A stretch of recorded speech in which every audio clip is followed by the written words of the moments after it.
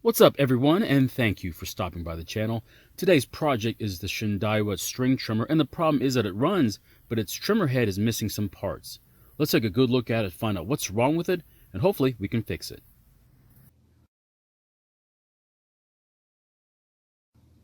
In this video, we try and repair this trimmer. However, it may not be the exact repair that you need to make to yours. We'll explore other options later in the video. I'm not sure how old this trimmer is, but you can tell it's been through a lot.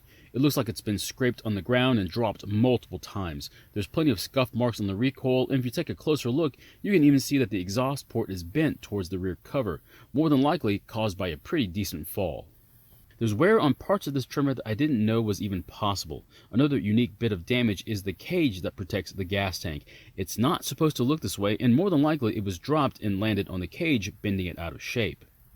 The damage is not just at the engine, but it's also at the front handle. You can see that part of it is broken, and if I can't fix it, I may have to consider replacing instead. Of course, the damage made it all the way to the business end as well.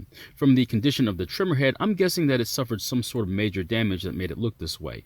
Now, the plan was to go through the boneyard and find a used replacement, but unfortunately, I wasn't able to find one that would fit. Before I begin, I do want to make sure that this thing still works, otherwise I might be wasting my time.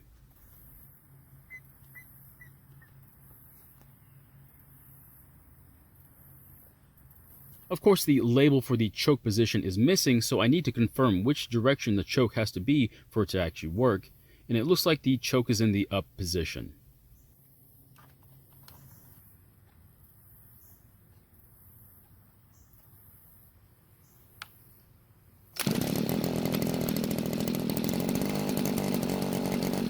It might be a bit cold-natured, so I'll try leaving the choke partially on.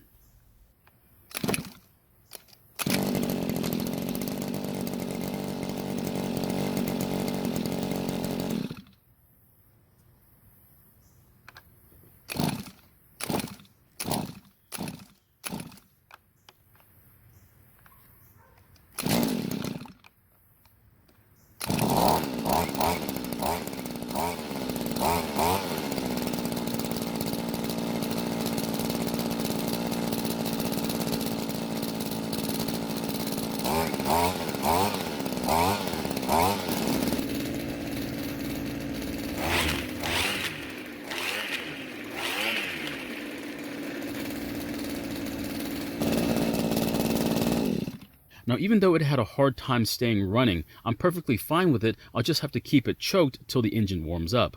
Our second problem is that the recoil doesn't want to completely retract, so I want to remove it and see if I can fix that before I move on to the trimmer head.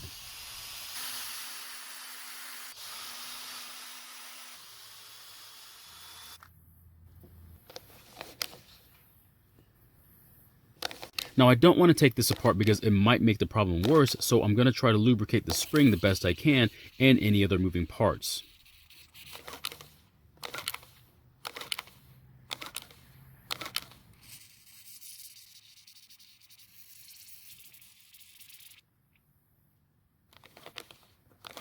It seems to be retracting a whole lot smoother, however, it still won't retract the rest of the rope, so I'm going to put one more turn on the spring. Just pull the rope into the assembly and then put the rope into this notch, and then turn the pulley one more time, and if it pulls the rest of the rope in, I'll reinstall it. It wasn't important that I do this, but it kind of bothers me to see the rope dangling on the back of the engine.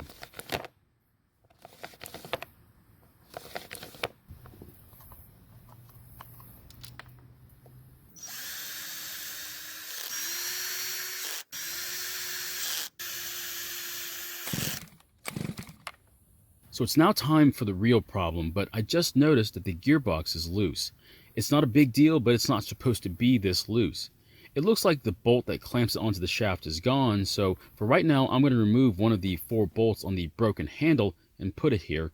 I'll replace it later on when I make it to the parts store. I need to remove the old trimmer head now, and on this particular type you need to find this little hole.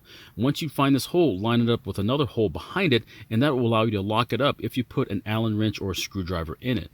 After that, spin the trimmer head off the gearbox. Now for this model, I have to turn it clockwise if you're looking at it from the ground up. Yours may be in the other direction. Look for an arrow on the plastic housing, and that will show you which way you have to turn it.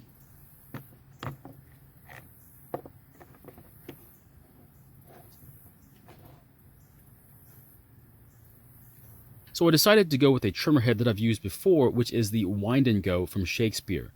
I got this from my local hardware store and it was about $20. It's a universal kit, so it comes with a bag of adapters and hopefully one of them will work for this one.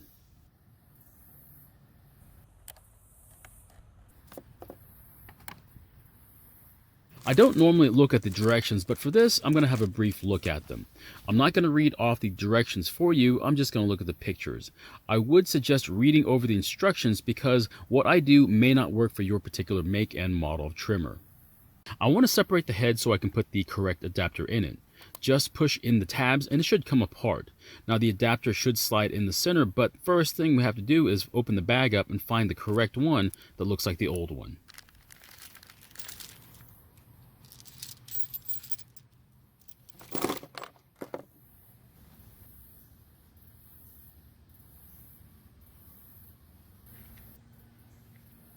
Now you might have to take apart some of the adapters, but what we're looking for is one that has the same threads and the same width. After you find the right one, check it by throwing it into the gearbox, and if it works, insert it into the head. After that's done, we can put everything back onto the trimmer.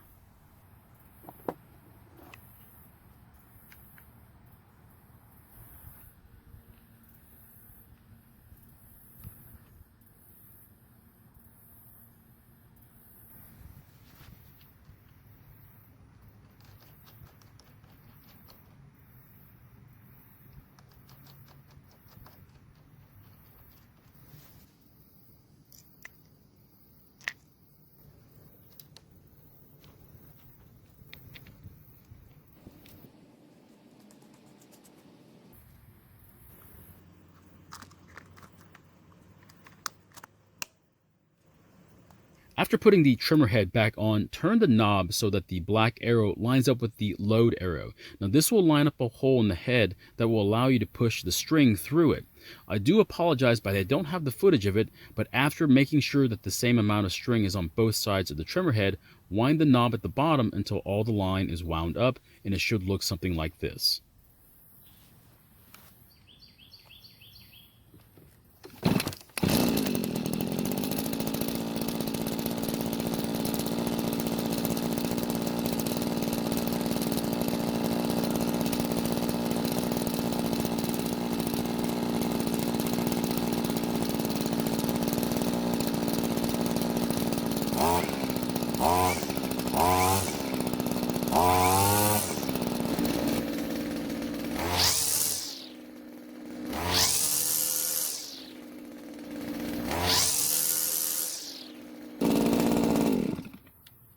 So my question is, do you like this style of trimmer head where you don't have to take it apart to load the string?